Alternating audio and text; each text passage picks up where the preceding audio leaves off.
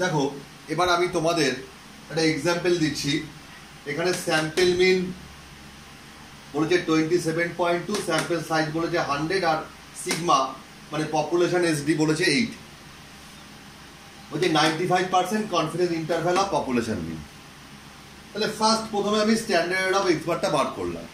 Sigma by root over n 8 by root over 100 equal to 0.08, sorry 0.8। তাহলে standard of X বার কত বেরোলো? 0.8।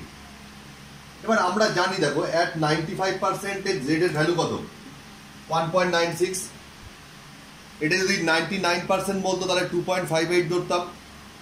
তাহলে at 5%, at 95% Z equal to 1.96। 95% confidence interval মানে 5% error. আমরা কখনোই 100% true ধরতে পারি না। তাহলে দেখো আমার যে ফর্মুলাটা ছিলাম কনফিডেন্স ইন্টারভ্যালের লোয়ার রেঞ্জের ফর্মুলাটা কি? X bar minus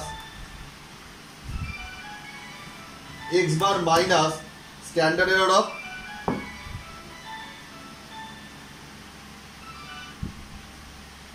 x bar minus Z into standard of X bar, আর X two bar equal to X bar plus Z into standard of X bar.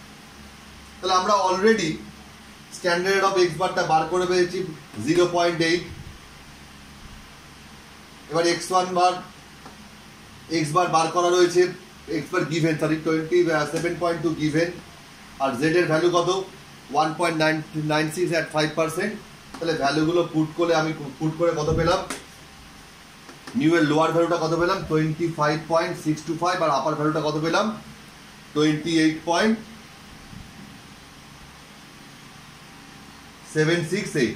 তাহলে এবার দেখো আমি যদি গ্রাফে বলি, তাহলে যেহেতু 95%, তার মানে এটা হলো যেহেতু 95%, তাহলে এটা হলো 47.5, এটাও 47.5% এই জায়গাটা, এটা হলো কত? 2.5% এই জায়গাটা হলো এটাও 2.5%।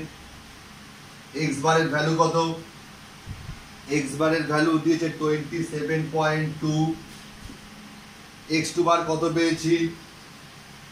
28.768, আর এক্স ওয়ান কত পেয়েছি? 25.623। এটাই হলো আমার কনফিডেন্স ইন্টারভ্যাল মিউ এর, যখন আমি পপুলেশন এসডি জানবো।